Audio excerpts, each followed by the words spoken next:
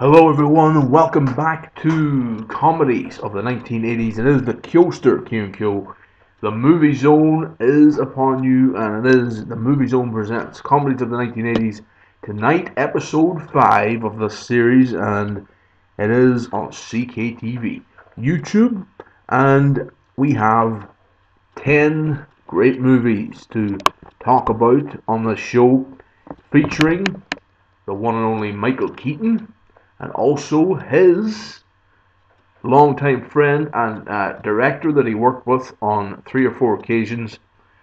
I'm talking about Tim Burton, who is no stranger to the dark, eccentric side of his stuff. He likes to use a lot of colors. He likes to use a lot of interesting backgrounds, backdrops. He likes to use a lot of interesting costume. A lot of both modern time stuff, temporary stuff, and he likes to delve into the fairy tale world as well and mix reality with fantasy and stuff in his movies. Very well known for all that stuff. We know that with Tim Burton, and we know that Michael Keaton, always very, very popular actor since the early 80s, since his inception into the world of movies. He has done some amount of great stuff. Nowadays, he's been in films recently such as RoboCop as an extra star, of course, not as a marquee star.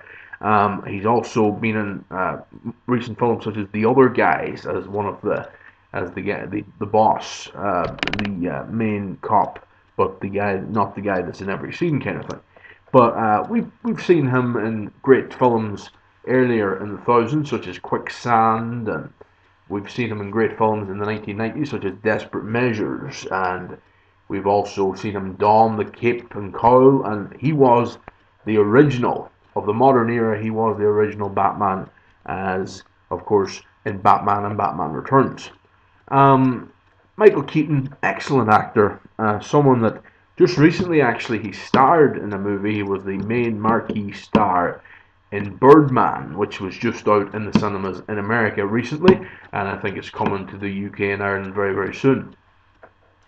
But just a wee overview of Michael Keaton there. But the 1980s was the decade where Michael Keaton came into prominence as a top comedy actor, and in a lot of cases, dark comedy. His speciality would be dark comedy. Um, I would say we're going to cover a lot of his great work tonight. 8 of his best films from the 1980s. I've left out a couple of comedies that he was in the 80s, but they are the lesser films. I think these 8 that I've picked for him are his best works of the 1980s. The 2 other films that we're talking about are the movies by Tim Burton, and they are the Pee Wee Herman movies. We know that Pee Wee Herman was one of the funniest, most strangest, most eccentric, most weirdest character to ever come down the pike. But Tim Burton really got these 2 movies and made them his own, and the character that this guy plays in these movies, and I believe he actually took out a TV series in the 80s as well, this Pee Wee character, and now he's going to be doing a 3rd movie, I understand, next year, and he's going to be taking out another TV show. He was the subject of a lot of controversy back then, and that's why he fell to the wayside and stuff. But Paul Rubens, of course, his real name, Pee Wee Herman, Paul Rubens has decided to don the red dicky bow and grey suit once again. But anyway, we're going to talk about both Pee Wee Herman movies. We're going to talk about the great Keaton classics, such, of course, the great Michael Keaton and Tim Burton collaboration, Beetlejuice, which is more of a Halloween film. We're reviewing them at Christmas, but anyway, we're back to the comedies of the 80s now. It's not the Christmas comedies on this episode. So, also, we're going to be looking at Beetlejuice. We're also going to be looking at the Dream Team, which of course featured Christopher Lloyd, Michael Keaton, Peter Boyle, and Michael First. Also, we're going to be looking at Johnny Dangerously, Clean and Sober, Gung Ho, Night Shift, Mr. Mom and The Squeeze. They are the films I've picked out for Michael Keaton. Um, I often would look up Michael Keaton's interviews on different websites or on YouTube on different talk shows in the States, and I would often look up his different works because sometimes he doesn't be in the mainstream media nowadays, and it's nice to see where he's at, and it's nice to see what Michael Keaton has become and what he is about his older stuff as well, because there's some classic stuff there that he was involved in. But we're going to cover, first things first, we're going to cover a 1983 film, probably his first big role, uh, maybe one of his first big roles, and that is the film called Mr. Mom, and it's basically about him. It's a comedy, a quirky comedy, starring Michael Keaton. About he's a stay-at-home dad, and he's looking after the kids and stuff while his wife works. So that's basically the plot, or the no, not the plot, but the way it is. Um, After he's laid off, a husband switches roles with his wife. She returns to the workforce, and he becomes a stay-at-home dad. A job he has no clue how to do, and that's, you can put somebody in that situation, and it becomes a funny situation, as you would imagine. So, Mr. Mom, a 1983 film. It was directed by Stan Dragotti, and it was written by John Hughes, and we know John Hughes from all the great John Candy stuff and Chevy Chase stuff that we've talked about in the last few episodes. And this is one of John Hughes' earlier writings as a writer.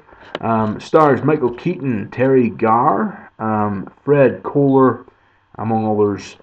Very interesting movie, Mr. Mom, starring Michael Keaton. That's the first one that we're going to talk a bit about here now. The second movie now, we'll move on here. And the second film that I'm going to talk about is The Big Squeeze.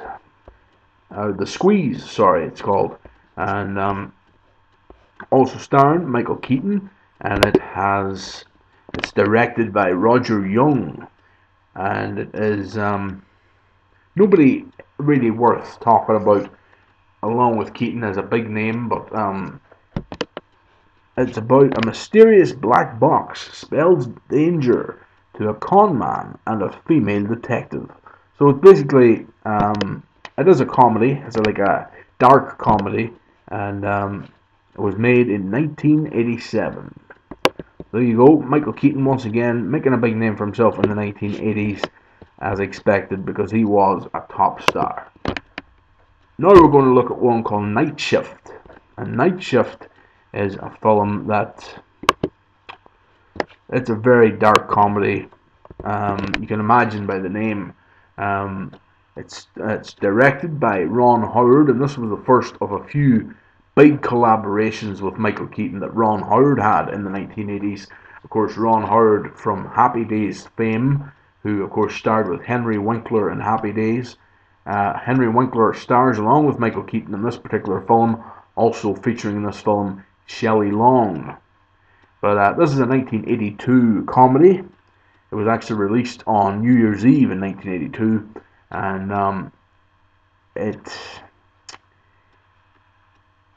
a really weird film. You can check it out for yourself. Night Shift. It wouldn't be one of my favorites, but it definitely is.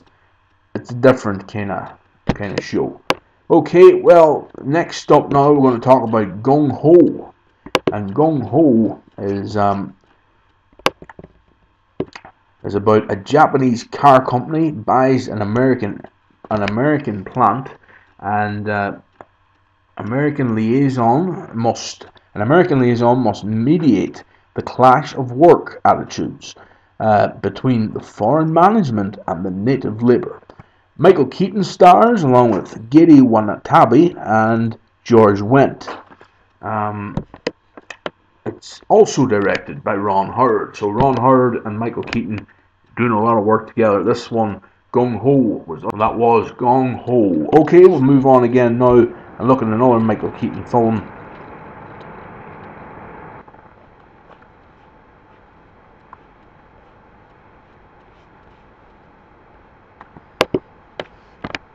And this next one is a particularly funny film, and it stars Morgan Freeman along with Keaton this time, and it's an early role from Morgan Freeman. A 1988 film, and it's not so much a comedy this time, but it is kind of comedy, but a bit black comedy as well, dark comedy, and it's called Clean and Sober. Keaton, who he's a real estate agent. He's struggling with substance abuse. The film was a dramatic departure from comedies for Keaton, and the supporting cast includes Kathy Baker, Morgan Freeman, Emmett Walsh, and Tate Donovan. Ron Howard, who previously directed Keaton in the comedies Night Shift and Gung Ho, served as co-producer for this film. So he basically a real estate worker who goes into rehab for drug abuse problems and stuff. The film is directed by Glenn Gordon Caron. Of course, as I said, produced by Ron Howard and Jay Daniel. Keaton very good as that role. He was able to transition from the real hard comedy into the dramatic stuff very well, and it set him up nicely for roles such as Batman and other roles that he played in the future that were more straight roles rather than comedy. Another Michael Keaton film, another great one, and this time it is a 1984 offering. It was out in Christmas 1984, and it was called Johnny Dangerously. And Johnny Dangerously is kind of like a take-a-hand movie, like a skit movie on the mob and the mafia movies. It's set in the 1930s. An honest, good-hearted man is forced to turn to a life of crime to finance his neurotic mother's skyrocketing medical bills. Directed by Amy Heckerling, written by Harry Colmy and Jeff Harris. It stars Michael Keaton and Joe Pescopi, and of course Marlu Henner. So an interesting take on the whole mobster type thing, and it's an interesting way they do it too, because this guy is talking into the camera while he talks about Keaton, and when he's in scenes with Keaton, he's going back and talking to the camera. So it's a really interesting kind of a perspective in this film, very unorthodox, unusual.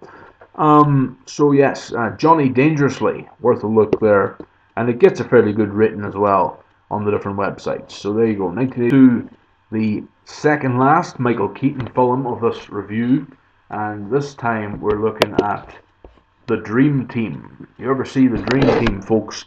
Very good film. Stars Michael Keaton, Christopher Lloyd, of course, very well known at this stage for his Back to the Future fame. Also Peter Boyle, who went on to be in great shows such as Everybody Loves Raymond. Remember, he played his father. Also, Stephen Furst is another actor who is the fourth of the big names in this particular film, The Dream Team.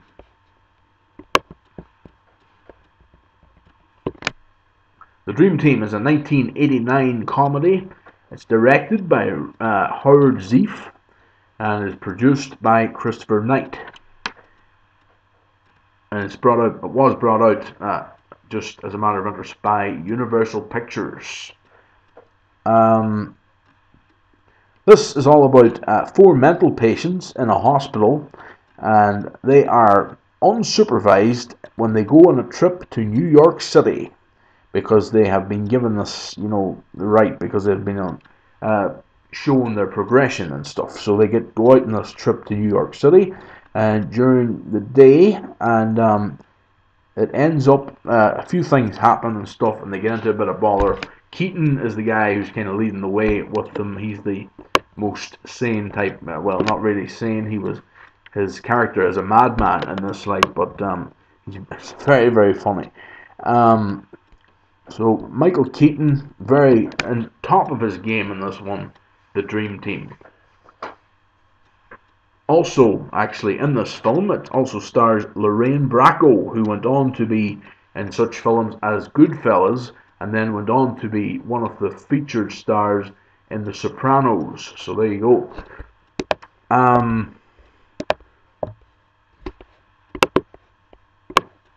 So the Dream Team top film indeed was out in 1989. Well, folks, now we're getting into the nitty gritty. We've covered 7 of the Michael Keaton films that we're going to cover, and now we're getting into the 3 films that really are the top films of this episode of the comedies of the 1980s. 2 of them are Paul Rubens' top character is in this one, and they're by the next 3 films as well. I can tell you are by the one and only Tim Burton. This first one we're going to talk about is Pee-wee's Big Adventure. In Pee-wee's Big Adventure, Paul Rubens plays this character, Pee-wee Herman, who it shows him go across America on this big adventure and meet all these different misfits of society, and he is the biggest misfit of society, of course, and one of the funniest. This guy is one of the funniest people or characters I've ever come across on film at all. I think he's one of the funniest things to ever come down the pike, and that's the truth. Pee-wee Herman, Pee-wee's Big Adventure, starring Paul Rubens as Pee-wee, and of course directed by none other than Tim Burton, true legend of the silver screen. Now we're going to talk about one of the other film that, they are talking about bringing out a third one of these films next year. I wonder how it'll play in 2015 as opposed to 1988. But there you go. It could play well, but it might not. The comedy mightn't be, the 80s comedy is a lot of it is very simple and very kind of played out at this stage, I suppose. But I think it was a lot nicer then, a lot better, kind of. These days it's kind of, I don't know. I went over all that before, really, but I think that the style was a lot better in the 80s. Then the music the soundtrack and stuff was better as well. They blended all together nicely. Nowadays, I suppose it's just different style and that, but there is a lot of great stuff now as well. That one last year, Anchorman 2 and the Internship, they were all great films. So I'm not complaining. But Pee-wee's Big Top Pee-wee now, which was the sequel to Pee-wee's Big Adventure. I think Big Top Pee-wee came out in 1989. Pee-wee's Big Adventure came out in 1988. So it was 88 and 89, or maybe even it was started in 1990, but we're going to include it here anyway. But Pee-wee's Big Top Pee-wee, I should say, definitely very funny.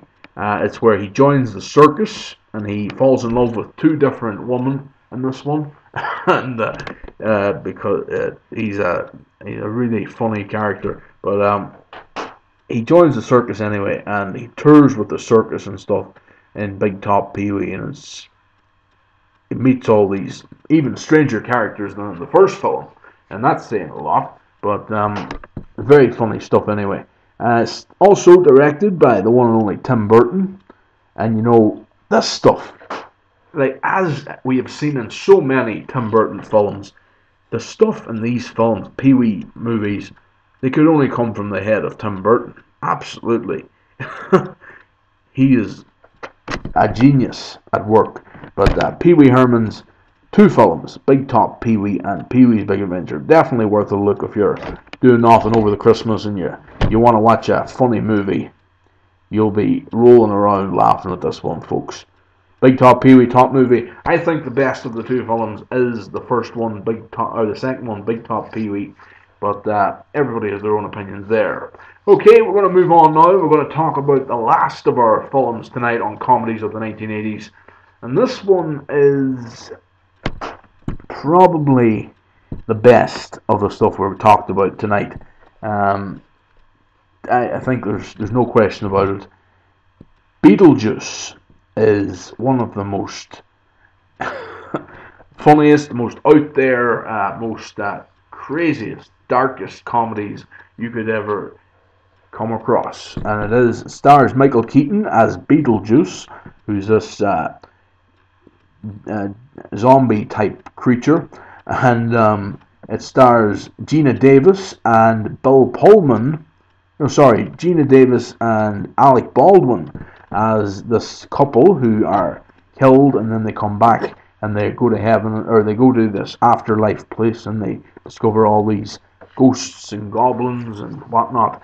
And Michael Keaton is Beetlejuice, and then he comes along, and there's a whole. It also features an all-star cast, a lot of big names in this one. Winona Ryder is in this one in an early role. There's one or two other names that pop up in this one as well, but definitely Beetlejuice, directed and written by Tim Burton, starring Michael Keaton and a big cast of great people. This one is top notch, and I would say it would be the best, one of the best films ever from Tim Burton. You know, it was a film that didn't have a sequel. There was a lot of talk recently in the last few years about them putting out a Beetlejuice sequel, and maybe they still will. Keaton could still do it, I'm sure, if he was wanted to do it. Michael Keaton, top notch still, and I'm sure he could still do the comedy stuff very well, but hasn't done comedy in a long, long time. But Beetlejuice, great show. Okay, folks, it has been the Movie Zone presents the comedies of the 1980s. It's been the Kyoster here, Kieran Kyo, for YouTube, CKTV, and I really enjoyed bringing it to you. It was episode 5. Episode 6. On episode 6, folks, we're going to bring you the franchises. It's going to be the comedies of the 1980s, the franchises. You name it, it's going to be on that one. Back to the Future, the series. We're going to talk about the Back to the Future series. Ghostbusters 1 and 2, we're going to talk about it, and the possibility of Ghostbusters 3 coming up. Also, we're going to talk about Caddyshack 1 and 2. We're going to talk about films such as The Cannonball Run 1 and 2, and the third film, which was entitled Speed Zone. We're going to talk about films, you name it, folks, you name it. It's going to be in the next episode. And that episode is, of course, the franchises. It is basically the franchises. It is the Movie Zone presents comedies of the 1980s, the franchises. Also, we'll be talking in that show about Police Academy, the series. All 7 films, we'll be mentioning them, having a few words about them. Bill and Ted, Excellent Adventures and Bogus Journey. We'll mention the 2 of them in this show. Also, Airplane 1 and 2. Remember them movies? I do. Well, I don't. I wasn't live then, but I remember watching them back. Smokey and the Bandit. The Smokey and the Bandit movies. What about Stakeout and another Stakeout? What about the Stakeout movies? Emilio Estevez and Richard Dreyfuss. The Ernest movies. We were talking about Ernest Saves Christmas. We're going to talk about the Ernest movies, all 8 of them in the comedies of the 1980s. The Movie Zone presents comedies of the 1980s, the franchises. Episode 6 of this series.